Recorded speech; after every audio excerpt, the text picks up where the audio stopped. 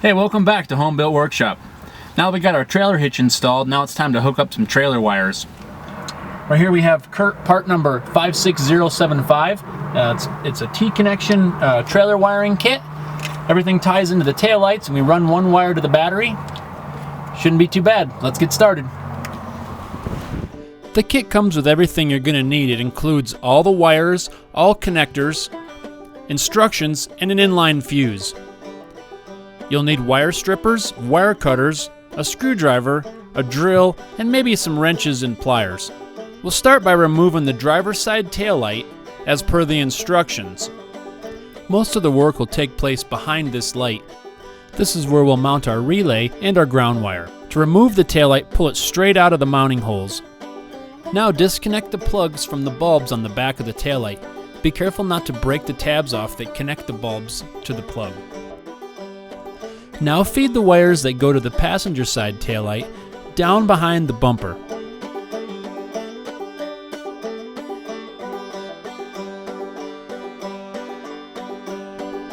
This will get our relay box almost into position where we need to mount it. Once you figure out where you want to mount your relay box, it's very important to clean the area really good. A little bit of rubbing alcohol works really good to remove any grease or dirt. Now take the piece of included double-sided sticky tape and apply it to the back of the relay box. Be sure to press it all the way around and make sure it's stuck on there really good. Now peel the other side of the protective paper off and stick it on the body of the vehicle.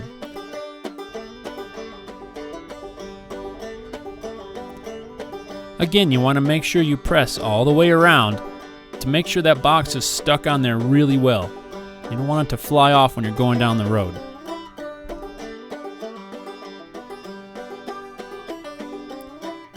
Now we're going to take a self-tapping screw and our drill, and we're going to just mount the ground wire right to the body. Now we're going to connect our wire that runs to the battery to the positive line on our relay, and we're going to feed that down behind the bumper as well. Now it's just a matter of connecting the T connectors to the wiring harness and then the other end back to the tail light bulbs. If some of the plastic tabs broke off the connector when you were removing the taillight, don't worry. You can use some zip ties to hold the connectors together so they won't come apart. You could probably even use some electrical tape if you needed to. Now we can go ahead and reinstall the driver's side taillight. Just carefully line up the tabs with the holes in the body and pop it into place. Then just reinstall the screws to hold it in.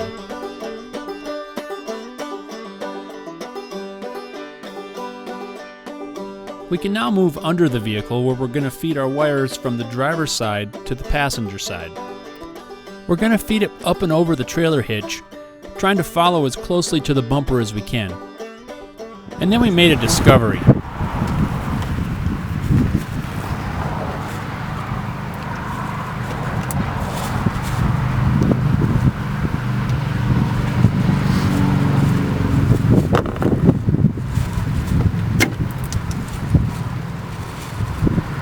What is it?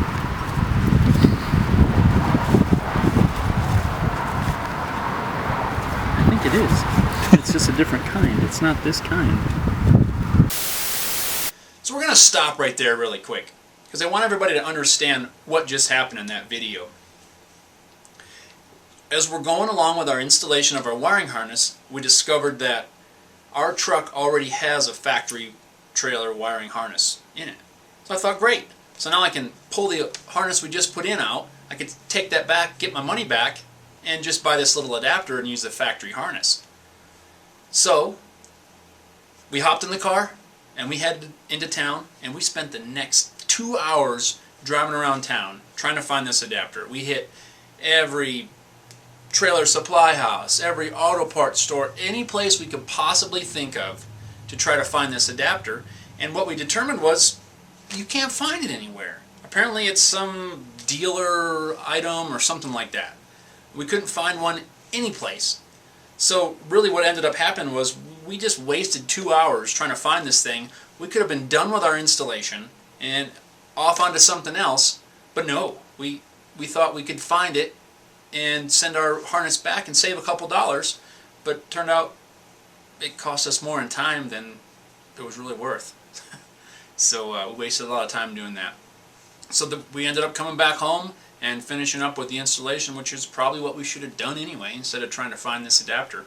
But I just want to make sure everybody understands what really happened. So if you happen to see that on your vehicle, if you have the time to try to track down an adapter, have at it. But if not, don't even mess with it.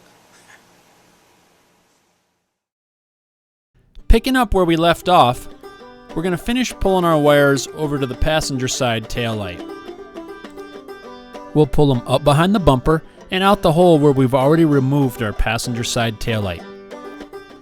Disconnect the bulbs from the wiring connectors, being very careful not to break the plastic tabs. And it breaks anyway.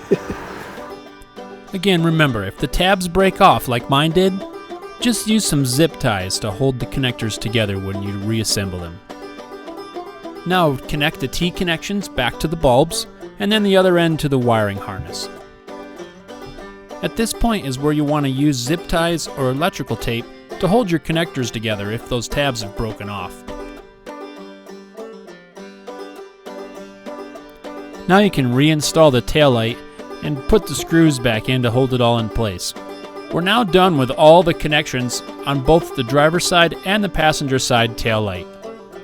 The only thing left now is to run the wire to the battery. We've got to run this underneath the vehicle, making sure that it's clear of any place where it could get pinched. Our wire is going to run all the way up to the engine compartment and then connect to the battery.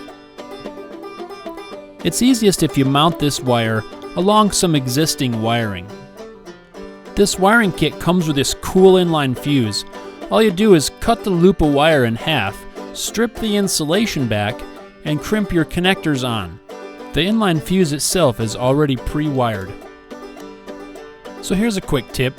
When you're putting crimp-on connectors on a wire, make sure to twist the ends together with your fingers. This makes the connector go on a lot easier.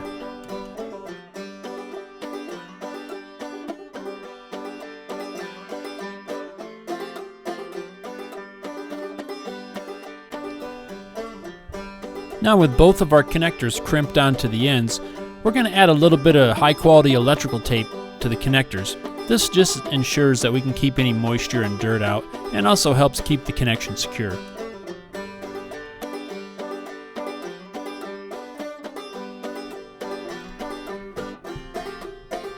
Now we can connect our wire to the battery, tighten everything down, and test it out to make sure everything works.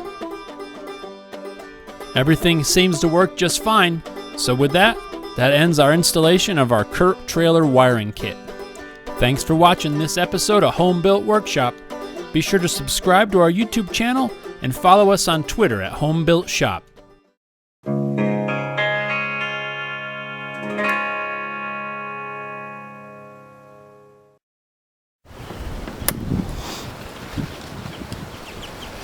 I hate these tabs.